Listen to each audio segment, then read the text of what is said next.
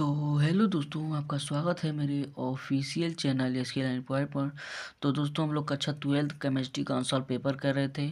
हम लोग सेट 2 को यानी कि 2023 के सेट 2 को सॉल्व कर रहे थे, जिसमें हमने 5वें क्वेश्चन के पहले के क्वेश्चन को सॉल्व कर लिए थे। दोस्तों, हमें 5वें क्वेश्चन से शुरू करना था। तो आशा करता हूँ आप लोग एकदम अच्छे से नोट्स बना रहे होंगे और अपने बोर्ड की तैयारी में लगे हुए होंगे। तो चलिए शुरू करते हैं वीडियो को। तो देखिए, 5वां का क्वेश्चन क्या कर रहा है। क्वेश्चन कह रहा है डी ब्लॉक के तत्वों की किन्हीं 4 विशेषताओं को लिखिए। यानी जो डी ब्लॉक के तत्व होते हैं उनकी 4 विशेषताओं का लिखना है। तो जो हमारा डी ब्लॉक का तत्व होता है दोस्तों, इसे हम लोग संक्रमण तत्व भी कहते हैं। ठीक है, चलिए लिखते हैं। तो दोस्तों, इसके बारे में हम लोग लिखेंगे। तो लिखेंगे डी ब्लॉक के तत्वों के 4 विशेषताएं हैं। तो पहला लिखेंगे डी ब्लॉक के तत्वों का क्वथनांक तथा गलनांक उच्च होता है। यानी जो डी ब्लॉक होते हैं जो डी ब्लॉक के तत्व होते हैं उनका क्वथनांक तथा गलनांक अधिक होता है। ठीक। दूसरा देखिए, डी ब्लॉक के तत्व दूसरे तत्वों के साथ अपक्रिया करके रंगीन तत्व बनाते हैं। यानी जो डी ब्लॉक के तत्व होते हैं वो दूसरे तत्वों के साथ अपक्रिया करके रंगीन तत्व का निर्माण करते हैं। ठीक है। अब देखिए, तीसरा कह रहा है यानी जो डी ब्लॉक के तत्व होते हैं ये धात्विक प्रकृति के होते हैं। यानी जो डी ब्लॉक के तत्व होते हैं वो धात्विक प्रकृति के होते हैं। और चौथा देखिए कह रहा है इनके यौगिक आमतौर पर अनुचुंबकीय होते हैं। यानी जो डी ब्लॉक के तत्व है दोस्तों, उनके जो यौगिक होते हैं वो आमतौर पर अनुचुंबकीय होते हैं। ठीक है। और ये जो डी ब्लॉक के तत्व होते हैं इन्हें ही हम लोग संक्रमण तत्व भी कहते हैं। आशा करता हूँ आप लोग को समझ में आया होगा। चलिए अगला क्वेश्चन इसमें देखिए, दूसरा कह रहा है फिनाल अम्लीय गुण प्रदर्शित करता है। यानी फिनाल अम्लीय गुण प्रदर्शित करता है लेकिन एथेनॉल लगभग उदासीन होता है। दोस्तों, इसे हमने 7वें सेट में कराया है। देखिए,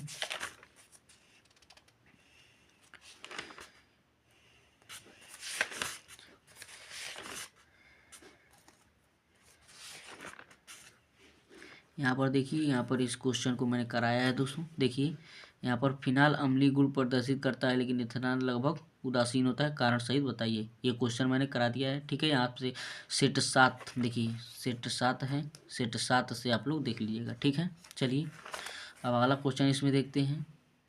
अगला क्वेश्चन इसमें देखिए, तीसरा का पहला का है CH3 CH2O CH3 का IUPAC नाम लिखना है। तो चलिए इसका हम लोग IUPAC नाम लिखते हैं। ठीक है। तो देखिए, पहले इसका हम लोग संरचना बनाते हैं। यहाँ से हमारा ये प्रतिस्थापी है। तो 1 2 3 कार्बन है। तो 1 2 3 कार्बन है। यहाँ पर हमारा प्रतिस्थापी है O, इधर CH2 CH3। ठीक है। अरे यहाँ पर हमारा CH2 हो जाएगा, यहाँ पर CH2 हो जाएगा, यहाँ पर CH2 हो जाएगा। ठीक है। अब इसे आप लोग चाहें तो इस CH3 को हटाकर ऊपर भी इस तरह CH3 तीनों ओर लगा सकते हैं। इसको ऊपर नीचे लगा सकते हैं, इधर इधर इधर लगा सकते हैं। ठीक है। तो इसका हम लोग IUPAC नाम करेंगे। ठीक है। तो हम लोग काउंटिंग करना शुरू करेंगे। जहाँ से हमें प्रतिस्थापी पहले मिलता है वहीं से हम लोग अपना काउंटिंग करना शुरू करते हैं। ठीक है। तो यहाँ से काउंट करेंगे 1 2 3। ठीक है। तो पहले पर देखिए हमारा क्या आ रहा है। तो पहले पर देखिए, पहले पर O आता है। O को ऑक्सी कहते हैं। ठीक, ऑक्सी कहते हैं। तो 1 2 यानी कि अब जहाँ से ये इसको यहाँ से तोड़ते हैं। ठीक, O आया है तो ऑक्सी कहेंगे। और यहाँ से 1 2 यानी कि मेथ एथ, यानी कि यहाँ पर एथ 2 कार्बन आया तो एथ। और ये क्या है, ऑक्सीजन को ऑक्सी कहते हैं। एथाक्सी हो जाएगा। तो ये हमारा एथाक्सी हो जाएगा। चलिए, तो इसका हमारा हो जाएगा। यहाँ पर पहले नंबर पे आया है। ठीक, तो 1, इसका हम लोग IUPAC नाम लिख रहे हैं। ठीक, तो पहले नंबर पे आया है तो 1। यहाँ पर देखिए 1 2 एथ और ऑक्सीजन को ऑक्सी कहते हैं। तो हमारा एथाक्सी हो गया, एथाक्सी। अब ये बच गया। तो 1 2 3, इसमें कोई भी डबल बॉन्ड नहीं है। तो 1 2 3 यानी कि मेथ एथ प्रोप यानी कि प्रोपेन हो जाएगा। क्योंकि इसमें डबल बॉन्ड नहीं है। ठीक है, ये हमारा प्रोपेन हो जाएगा। आशा करता हूँ आप लोग को समझ में आया होगा इसका IUPAC नाम। चलिए अगला क्वेश्चन देखते हैं। अगला क्वेश्चन स्टार लगा, ये हमारे सिलेबस में नहीं है। ठीक है, अगला देखिए, कह रहा है 0.1 m यूरिया तथा 0.1 m NaCl विलयन में परासरण किसका परासरण दाब अधिक है होगा, कारण सहित लिखिए। चलिए दोस्तों इसे हम लोग लिखते हैं। ठीक है, तो सबसे पहले इसमें देखिए हम लोग क्या करेंगे। ठीक है, इसमें हमारा यूरिया है। ठीक, ये हमारा तीसरा क्वेश्चन है। इसमें हमारा यूरिया है NH2CONH2। ठीक है, तो पहले इसका हम लोग 1/2 गुणांक निकालेंगे। ठीक, तो इसका हमारा 1/2 गुणांक यानी कि हमारा टूटता नहीं है, नो। ठीक है, तो ये हमारा टूटेगा नहीं, तो इसका 1/2 गुणांक हमारा I बराबर 1 हो जाएगा। ठीक, अब देखिए इसमें हमारा NaCl है, तो NaCl को तोड़ेंगे तो NaCl का जो जल अपघटन या वैद्युत अपघटन कराते हैं तो Na+Cl- बनाता है, तो इसका 1/2 गुणांक हमारा 2 हो जाएगा। जितने बार टूटता है उतना ही इसका 1/2 गुणांक होता है, तो इसका 2 हो जाएगा। ठीक, तो देखिए कह रहा है 0.1 m यूरिया तथा 0.1 m NaCl विलयन में किसका परासरण दाब अधिक होगा। तो देखिए ये हमारा जो NaCl है यानी कि NaCl का परासरण दाब अधिक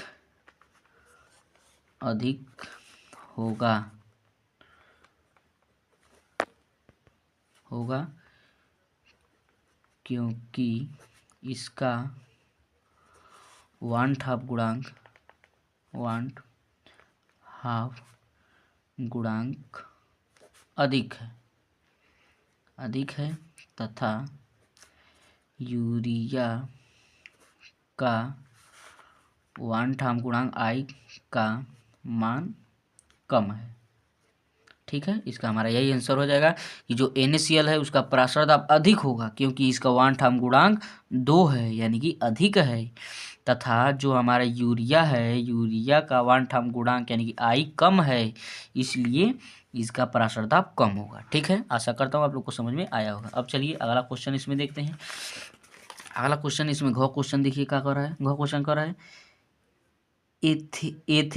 एथेनेमीन। ठीक है, एथेनेमीन से निम्नलिखित को होने वाली अपक्रिया का संतुलित रासायनिक समीकरण लिखना है। संतुलित रासायनिक समीकरण लिखना है। ठीक है, चलिए दोस्तों लिखते हैं इसे। तो इसे हम लोग लिखेंगे। ठीक है, लिखेंगे NaNO2। देखिए पहला इसमें क्या कर रहा है, पहला इसमें कर रहा है NaNO2 प्लस तनु HCl के साथ आप क्रिया कीजिए। ठीक है, तो पहले हम लिखेंगे NaNO2 प्लस तनु HCl से अब क्रिया कराएंगे। ठीक, तो ये हमारा किसे कराना है, एथेनेमीन। ठीक, तो ये हमारा एथेनेमीन है, ये हमारा एथेनेमीन है। ठीक, इसकी अब क्रिया हमें NaNO2 और HCl की उपस्थिति में यानी कि यह तनु HCl की उपस्थिति में कराना है। तो देखिए हमारा क्या बनेगा, हमारा यहाँ पर C2H5N2 प्लस Cl- बनेगा। अब जब इसका हम लोग जल अपघटन कराएंगे या जल से जब अब क्रिया कराएंगे तो ये हमारा एथेनॉल बन जाएगा। एथेनॉल या एथिल एल्कोहल। ठीक, इसे एथिल एल्कोहल भी कहते हैं। एथेनॉल या एथिल एल्कोहल भी इसी को हम लोग कहते हैं। ठीक है, अब देखिए दूसरा इसमें कह रहा है हिंसबर्ग अभिकर्मक। अब इसे हम लोग हिंसबर्ग अभिकर्मक के साथ अपक्रिया कराएंगे। तो C2H5NH2 की हिंसबर्ग अभिकर्मक से अपक्रिया कराएंगे। ठीक है, तो ये हमारा देखिए ये हमारा बेंजीन रिंग ही है। ठीक, यस डबल बॉन्ड O और ये Cl। ठीक, इसकी अपक्रिया हम लोग ये हमारा एथेनेमीन के साथ कराएंगे। एथेनेमीन के साथ अब क्रिया कराएंगे तो देखिए यहाँ से इसमें से एक NH, ठीक, इसमें से एक NH यहाँ पर आ जाएगा। देखिए यहाँ पर मान लीजिए यहाँ पर एक H बचा है। ठीक, यहाँ पर देखिए एक N है यानी कि नाइट्रोजन एक है, 2 हाइड्रोजन है। ठीक, तो एक हाइड्रोजन यह, तो ये जो NH है NH यहाँ पर यस के यानी कि Cl के स्थान पर चला जाएगा। Cl के स्थान पर NH चला जाएगा और ये जो Cl है ये H के साथ HCl बना लेगा। ठीक, ये जो Cl है H के साथ HCl बनाकर बाहर हो जाएगा। देखिएगा दोस्तों, यानी कि जो H है वो Cl के साथ अब क्या करेगा, HCl बनाकर बाहर निकल जाएगा। HCl हाइड्रोक्लोरिक गैस बनाकर बाहर निकल जाएगा, और ये जो NH है ये यहाँ पर Cl के स्थान पर आ जाएगा, और ये जो हमारा C2H5 बचा ये इसी के बगल में लग जाएगा। ठीक है, देखिए ये हमारा benzene ring H double bond O, ये जो NH है यहाँ पर Cl के स्थान पर आ गया है, और ये C2H5 बन गया है। ठीक है, ये हमारा इसका यानी कि एथेनेमीन की हिंसबर्ग अभिकर्मक से अपक्रिया थी। ठीक है, चलिए दोस्तों अगला क्वेश्चन देखते हैं। अगला क्वेश्चन देखिए हमें कह रहा है, देखिए ये हमारा स्टार वाला है, यानी कि हमारा आउट ऑफ सिलेबस है, कट चुका है ये भी और ये भी। ठीक है, अब देखिए अगला क्वेश्चन। अब देखिए इसमें हमारा अगला क्वेश्चन आ रहा है ख क्वेश्चन, डी ग्लूकोज का संरचना सूत्र तथा आईपीएससी नाम लिखिए। कैसे सिद्ध करोगे कि ग्लूकोज के अणु में एल्डिहाइड समूह होता है। दोस्तों हमने ये क्वेश्चन आगे करा दिया है। ठीक है, देखिए कहाँ पर कराए हैं, यहाँ पर देख लेते हैं, कहीं पर कराए हैं, देखिए बता रहे हैं हम।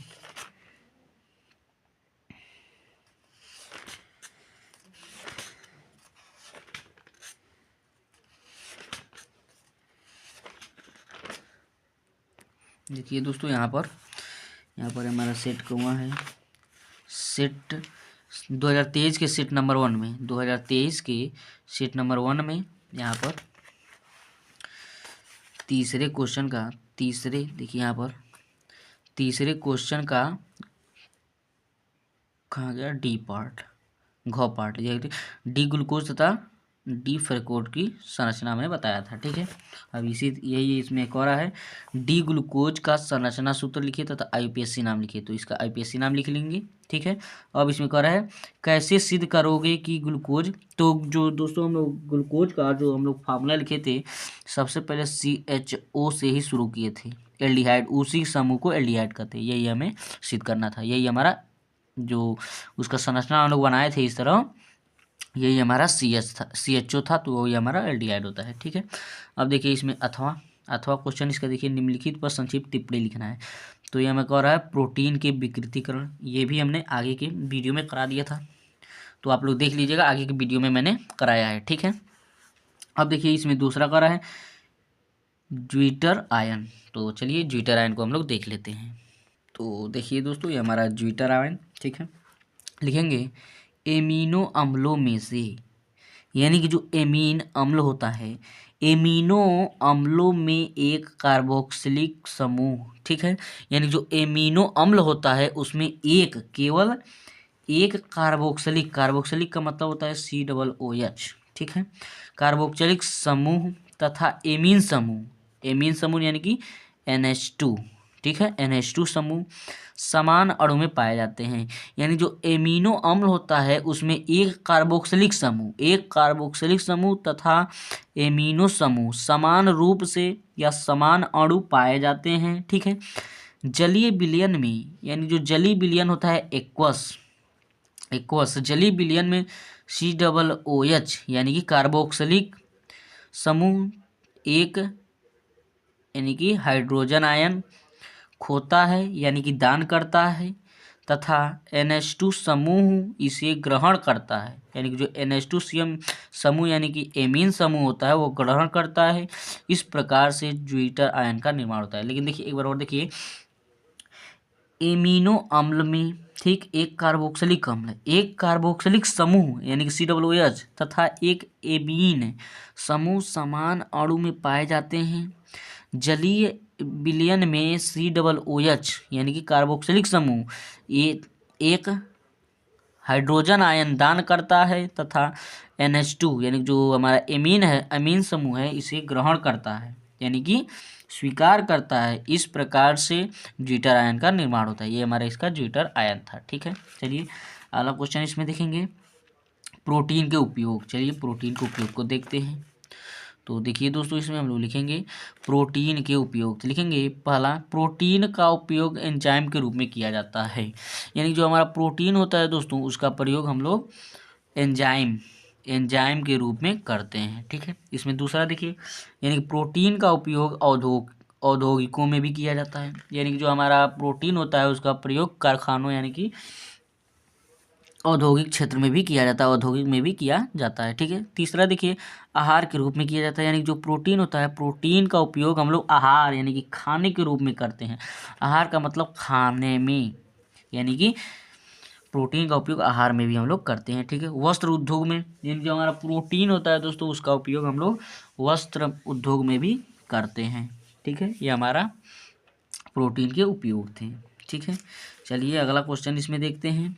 अब 7वां क्वेश्चन आ गया हमारा, देखिए कह रहा है बेंजल्डिहाइड का संरचना सूत्र लिखिए। ठीक है। और ये हमें रिएक्शन देना है। तो चलिए पहले बेंजल्डिहाइड का संरचना सूत्र लिखते हैं। तो चलिए दोस्तों हम लोग बेंजल्डिहाइड का सूत्र लिखते हैं। ठीक है। हमें संरचना सूत्र लिखना है, तो बेंजल्डिहाइड का लिखेंगे, बेंजल्डिहाइड बेंजल्डिहाइड बेंजल्डिहाइड का संरचना सूत्र। ठीक है। इसका हमारा संरचना सूत्र जो होता है C6H5CHO होता है। ठीक है। अब इसमें हमें इसका संरचना सूत्र, ठीक है, संरचना सूत्र इसका हो गया। अब इसका हम लोग संरचना बना लेते हैं, तो लिखेंगे संरचना। ठीक है। इसका हम लोग संरचना लिखेंगे, यानी कि पहले हम लोग संरचना इसका बना लेते हैं। पहले बेंजीन, बेंजल्डिहाइड है तो बेंजीन रहेगा ही, बेंजीन, इसमें ये हमारा बेंजीन हो गया। ठीक। इसके आर्थों पर C♯O H लगा देंगे, ये हमारा बेंजल्डिहाइड होता है। ठीक है। यही हमारा बेंजल्डिहाइड का संरचना होता है। ठीक है। चलिए अब अगला क्वेश्चन देखते हैं। अब देखिए इसमें क्या करा, बेंजल्डिहाइड पर NH2 के साथ अपक्रिया, यानी कि जो बेंजल्डिहाइड है, बेंजल्डिहाइड की अपक्रिया NH2 के साथ कराना है, एमीन के साथ कराना है। चलिए दोस्तों हम लोग कराते हैं इसका रिएक्शन। तो दोस्तों लिखेंगे NH2 से अपक्रिया, यानी जो बेंजल्डिहाइड है, बेंजल्डिहाइड की NH2 के साथ अपक्रिया। तो लिखेंगे ये हमारा बेंजल्डिहाइड है, देखिए C6H5CHO, ये हमारा बेंजल्डिहाइड है। इसकी अपक्रिया हम लोग NH2 के साथ कराएंगे। ठीक है। यानी जब बेंजल्डिहाइड की अपक्रिया NH2 के साथ H+ की उपस्थिति में कराते हैं, तो C6H5C डबल बॉन्ड यानी कि C double bond N NH2 + CO2, यानी कि CO2 का है H2O, यानी कि जल बाहर निकल जाता है। ये हमारा बेंजल्डिहाइड हाइड्रोजोन का निर्माण होता है, यानी कि जब बेंजल्डिहाइड की अपक्रिया NH2 के साथ H+ की उपस्थिति में कराते हैं, तो हमारा बेंजल्डिहाइड हाइड्रोजोन का निर्माण होता है तथा जल बाहर निकल जाता है। ये हमारा जल H2O बाहर निकल जाता है। दोस्तों ये हमारा पहला था। अब देखिए इसमें कह रहा है दूसरा, कहाँ गया, यहाँ पर टालन अपकर्मक के साथ। चलिए टालन अपकर्मक के साथ अपक्रिया कराते हैं। तो ये हमारा टालन अपकर्मक के साथ अब रिएक्शन कराएंगे, तो ये हमारा बेंजल्डिहाइड के साथ ही कराना है, यानी कि बेंजल्डिहाइड, ये हमारा बेंजल्डिहाइड है। बेंजल्डिहाइड की अपक्रिया 2AgNH3 + OH- के साथ H2O के साथ। ठीक है। ये हमारा टालन अपकर्मक है। देखिए ये इतना जो है ये हमारा टालन अपकर्मक है। जब इसकी टालन अपकर्मक की अपक्रिया कराते हैं तो बेंजोइक अम्ल बनता है, C6H5COOH बनता है, 2Ag बाहर निकल जाता है और 4NH3 भी बनता है, और ये हमारा 2H2O भी बाहर निकल जाता है, यानी कि इसमें मुख्य रूप से हमारा बेंजोइक अम्ल का निर्माण होता है। ठीक है। ये हमारा इसमें बेंजोइक अम्ल बनता है। दोस्तों ये हमारा टालन अपकर्मक के साथ अपक्रिया था। अब देखिए इसमें कह रहा है NaOH के साथ, यानी NaOH की अपक्रिया का रासायनिक समीकरण लिखिए। तो चलिए NaOH के रासायनिक समीकरण की अपक्रिया लिखते हैं। ठीक है। तो इसका हम लोग लिखेंगे NaOH के साथ अपक्रिया, बेंजल्डिहाइड, ये हमारा बेंजल्डिहाइड है, इसकी अपक्रिया NaOH यानी कि सोडियम हाइड्रोक्साइड के साथ अपक्रिया कराएंगे, तो हमारा सोडियम बेंजोएट बनेगा, यानी कि C6H5COO Na, ये हमारा बेंजोएट बनेगा। देखिए यहाँ पर क्या होता है, देखिए दोस्तों यहाँ पर जो C6H5 है, ठीक, C6 यहाँ पर देखिए C6H5, और यहाँ पर इनमें से एक O, ठीक, और यहाँ पर देखिए एक O, ठीक, एक O ये, एक O ए, दो O, और ये हमारा C है, यहाँ पर C रहेगा। ठीक है। यानी कि C6H5C रहेगा, और यहाँ से एक O यहाँ पर, यानी कि ऑक्सीजन, ये दो ऑक्सीजन यहाँ पर आ जाता है, और जो Na है इसी के साथ अपक्रिया कर लेता है। और इसमें से देखिए, इसमें से जो ये OH है, इसमें से ये हाइड्रोजन जो बचा है इसके साथ अपक्रिया कर लेता है, H2O बाहर निकालता है। ठीक, यहाँ पर H2O बना लेता है, H2O बनाएगा, या तो यहाँ पर देखिए बेंजील्डिहाइड का भी निर्माण हुआ है। ठीक, यहाँ पर जो Na है ये C6H5C और यहाँ पर एक ऑक्सीजन, यहाँ पर एक ऑक्सीजन, ये दोनों के साथ अब क्रिया कर लेता है और यहाँ पर हमारा सोडियम बेंजोएट का निर्माण करता है। ठीक, और यहाँ पर हमारा बेंजील्डिहाइड यानी कि C6H5CH2OH का निर्माण होता है। ठीक है, ये हमारा इसका रिएक्शन था। अब देखिए इसमें अथवा पार्ट, अब इसमें अथवा पार्ट कर रहा है एसीटल्डिहाइड का आईपीएससी नाम लिखिए, एसीटल्डिहाइड का आईपीएससी नाम लिखना है। तो चलिए एसीटल्डिहाइड का आईपीएससी नाम लिखते हैं। तो दोस्तों हम लोग लिखेंगे एसीटल्डिहाइड का आईपीएससी नाम एथेनॉल होता है, यानी कि जो हमारा एसीटल्डिहाइड होता है, एसीटल्डिहाइड का आईपीएससी नाम एथेनॉल होता है, यानी CH3CHO, यानी CH3CHO जो होता है वो हमारा एथेनॉल होता है, वही हमारा एसीटल्डिहाइड का आईपीएससी नाम होता है। ये हमारा सामान्य नाम होता है, ये हमारा आईपीएससी नाम होता है दोस्तों।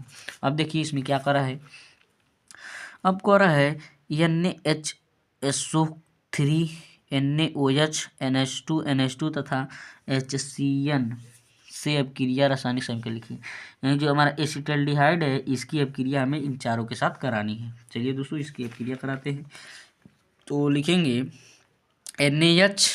NaHSO3 से अब क्रिया, ये हमारा जो है इसे में एथेनॉल बोलिए या एसीटल्डिहाइड, एसीटल्डिहाइड या इसे एथेनॉल भी बोल सकते हैं, एथेनॉल। ठीक है, इसकी अब क्रिया हम लोग NaHSO3 के साथ जब कराते हैं तो ये हमारा CH3CHOH और ये हमारा SO3Na का निर्माण होता है। ठीक, ये हमारा इसका रिएक्शन था। अब इसमें दूसरा हमें NaOH के साथ कराना था। जब एथेनॉल की अब क्रिया NaOH यानी कि सोडियम हाइड्रोक्साइड के साथ कराएंगे तो देखिए CH3CH डबल बॉन्ड यानी डबल बॉन्ड कराएं OH CH2C double bond O और H का निर्माण होता है, यानी कि 3 ब्यूटेनॉक्सी ब्यूटेन का निर्माण होता है, यानी कि 3 हाइड्रोक्सी 3। देखिए तीसरे नंबर पर यहाँ पर देखिए यहाँ से काउंटिंग हुआ है 1 2 3 4, तो तीसरे नंबर पर OH आया है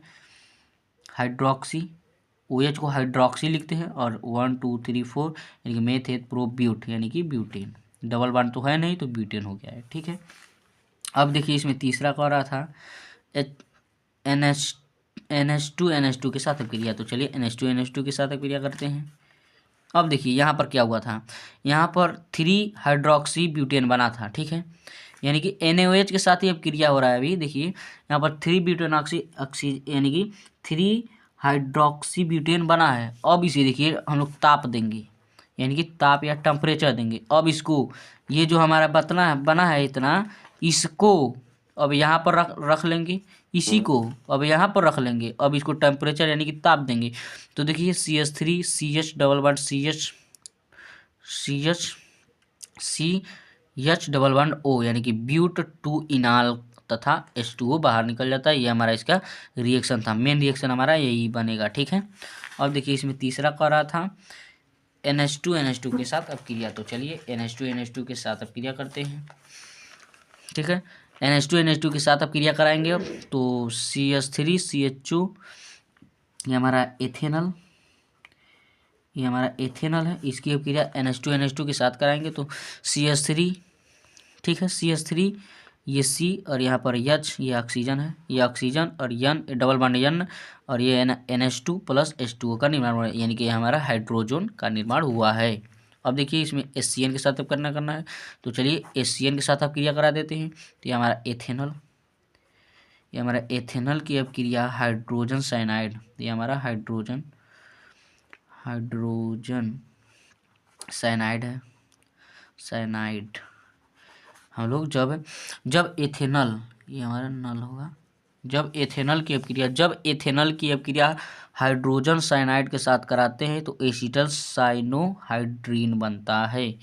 यानी कि जब एथेनॉल की अपक्रिया हाइड्रोजन साइनाइड के साथ कराते हैं तो एसीटल साइनोहाइड्रीन का निर्माण होता है। ये हमारा इसका नेम हो गया एसीटल साइनोहाइड्रीन। ठीक है, अब देखिए इसमें अगला, अब यहाँ तक हो गया हमारा क्वेश्चन। इसमें देखिए कह रहा है क्लोरोबेंजीन का Cl परमाणु क्लोरोएथेन के Cl परमाणु की तुलना में कम क्रियाशील होता है। तो देखिए इसमें क्या कर रहा है, इसमें कर रहा है क्लोरोबेंजीन, यानी कि क्लोरोबेंजीन हमारा ये होता है, ये हमारा इस पे Cl, ठीक, ये हमारा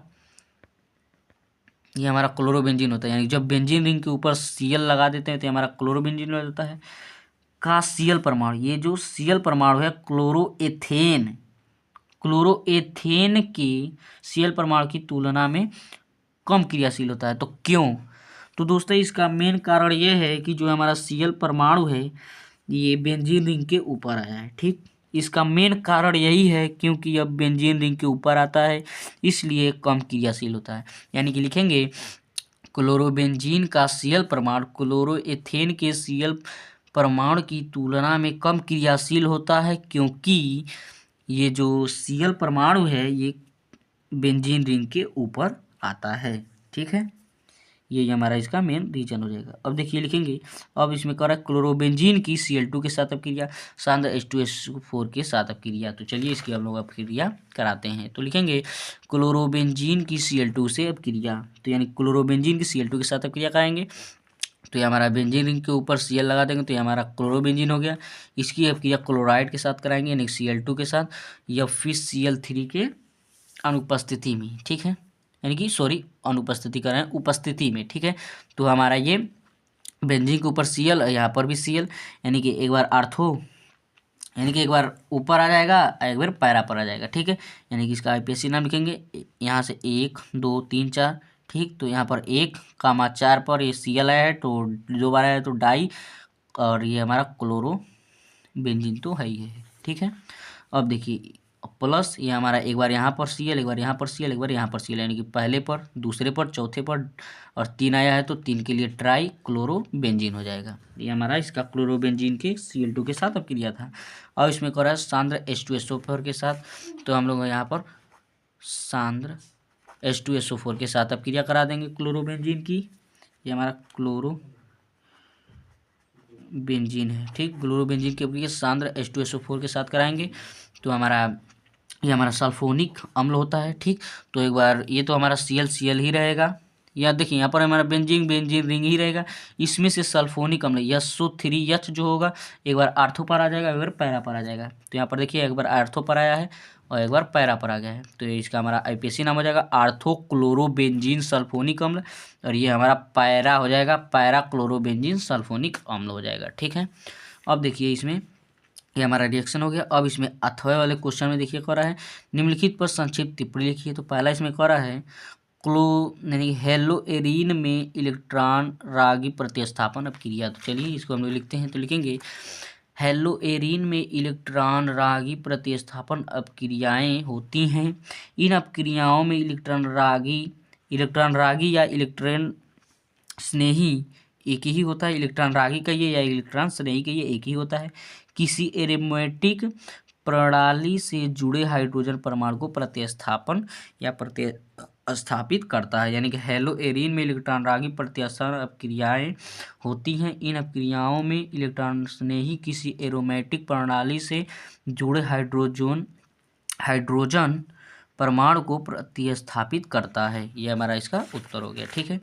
अब इसमें हमें देखिए इसमें कह रहा है दूसरा कह रहा है बोर्ड फिटिंग अपक्रिया। तो बोर्ड फिटिंग अपक्रिया आप लोग हमारे प्लेलिस्ट में जाकर देख लीजिएगा, हमने उसमें 31 मोस्ट IMP 31 नाम वाली अपक्रियाएं कराया है। अगर आप उसे देख लेते हैं तो आपका एक भी नाम वाली अपक्रियाएं छूट नहीं सकता है, ठीक है। आप लोग उसे अच्छे से देख लीजिएगा, प्लेलिस्ट में हमने प्लेलिस्ट बनाकर रखा है, ठीक है। अब इसमें हमें देखिए अगला क्वेश्चन है गिरगनाट अपकर्मक के उपयोग लिखना है। तो चलिए गिरगनाट अपकर्मक के उपयोग लिखते हैं। तो दोस्तों हम लोग गिरगनाट अपकर्मक के उपयोग लिखते हैं। तो दोस्तों जो हमारा गिरगनाट अपकर्मक होता है इसका उपयोग सबसे बढ़िया उपयोग हमारा इसमें एल्कोहल का बनाना होता है, ठीक। एल्कोहल बनाना होता है, कार्बन कार्बन के बीच बॉन्ड को लगाना होता है, ठीक है। ये हमारा इसका उपयोग होता है। तथा जो हमारा गिरगनाट अपकर्मक होता है इसका उपयोग हैलोजन यौगिक के विश्लेषण में भी किया जाता है। यानी जो हमारा गिरगनाट अपकर्मक होता है उसका उपयोग एल्कोहल बनाना, हैलोजन यौगिकों के विश्लेषण में भी कार्य आता है, ठीक। ये हमारा इसका यानी कि उपयोग होता है। तो जय हिंद दोस्तों, आशा करता हूँ आप लोग को समझ में आया होगा।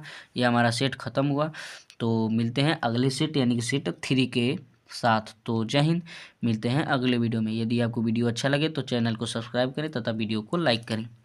आप लोग अच्छे से अपने बोर्ड की तैयारी में लगे रहिए। ठीक है, मिलते हैं अगले वीडियो में।